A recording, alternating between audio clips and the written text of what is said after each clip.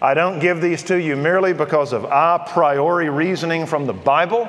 I give them to you out of a posteriori observation of pain. If I was an atheist, I would still give you these same 5 things because I have watched them take place in couples. Number 1, there has to be a theological unity. You and your future husband, you and your future wife have to be on the same page on who God is, because He is your reference point for how you act, for how you perceive the universe, for how you perceive man, children, everything is your perception of God. They don't simply have to be a Christian, but they have to line up on the major particulars. If you are an evangelical and you see it in a certain way and you marry a charismatic, you're going to have some struggles. If you are an evangelical and you marry a Roman Catholic, you are going to have some pretty severe struggles. But major league, if you marry a non-believer, you do not even interpret the universe the same. Marriage or morality. In Genesis 24, that's one of the longest chapters in the book of Genesis, and it's finding a mate for Isaac. And when Abraham sends out Eliezer, his servant, he says, "You swear to me by God, you will not take a Canaanite woman." You'll go back to that little pocket of monotheism. That woman has to believe in God and be willing to follow Him. Now, God provided a woman that was beautiful of form and face, which is usually the top of a man's prayer list. God, He never asked for that because He knows that that comes and goes, the form and the face. It erodes in time.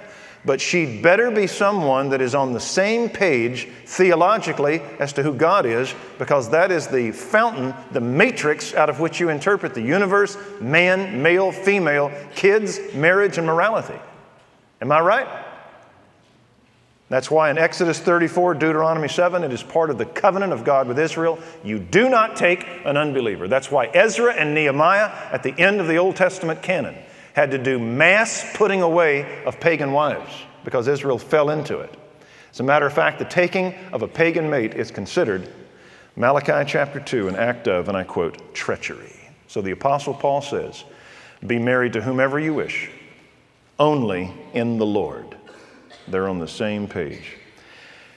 Now, can a Christian student do this? Listen. Girls get nervous. I can't tell you how many girls I have seen that hit into their mid-20s and feel their biological clock running, their emotional needs reaching out, and the guy isn't there, and here comes a non-Christian. And a girl simply says, I've got to take what I can get, and will drop her standards. Christian men get antsy. Now, they can still reproduce into their 60s. They're not worried about being fathers, but they've got this sex drive that's beating within them. And so here comes that girl, and she looks good, she feels good.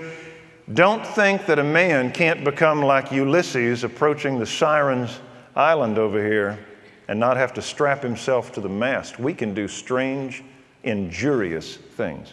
There's not a one of you here that under the heat of being young and the longing for marriage can set aside what you know to be true and marry a non-believer. I can give you names, events, and dates where I've seen it happen. Being single and being alone is a struggle. I was married at 24. I knew what it was to be out of college, longing for a wife, not to have one. It's tough to be single, to be lonely. I tell you what's tougher is to be married and be lonely. To be lonely in a king-size bed with a person there that you cannot relate to in the major issues. When you are single, there is light at the end of your tunnel that is the providence and the timing of God. There is a time and procedure for every delight, Solomon said, when a man's trouble is heavy upon him. Times will get better. You just keep trusting. But when you are in a king-size bed with a mate you can't relate to, now you are into some major league troubles on beseeching God to change at the very heart level this person. Number two, there has to be a moral unity. Meaning that they can't merely both be Christians. They both must be under the auspices of the lordship of Jesus Christ. If you have a man that takes his dictums from his flesh, even though he can recite the gospel and give a time of his testimony, we've got a problem. There has to be a moral unity, a north star that doesn't move. My wife has changed in her appearance. She has changed in a lot of things since we were married in 1974. But my wife has not changed. She has only grown in her relationship to God. Girls, my wife and I made a vow that we would never spend a day out of the Bible before we got married, because we knew that what attracted us to us was character, and that character was because of the person of God and His Word. And if we got away from Him, we lost essentially what attracted us. And so we made that vow. We held hands and we prayed that we would never spend a day out of the Word. My wife spends time always in the morning in her Bible, and the last thing at night is she lays there. She has a book that's the reading through the Bible through in a year. She reads it. I give her a back rub. We fall asleep. All right? That's our procedure. My wife has missed one quiet time, and that was when she had an operation. They accidentally cut an ovarian artery. She started bleeding to death, went into shock. They took her back in, saved her life. I said, take the day off. I'm a nice guy.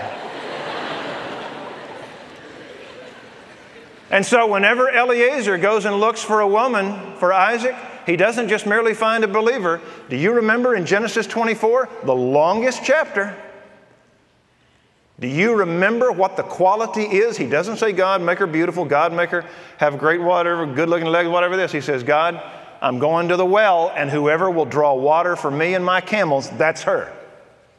I've got to have a servant. She's got to be hospitable, because in the ideas of the Middle East, that's the highest of qualities, is hospitality. That woman has got to fear God.